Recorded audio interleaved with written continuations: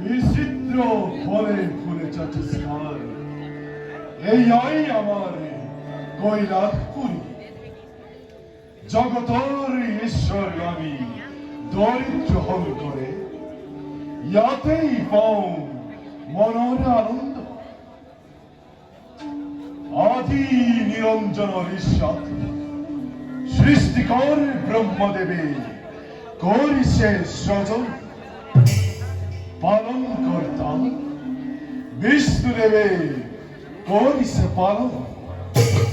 আর আমি এই সংহারি কর্তা রুদ্র সংহারিত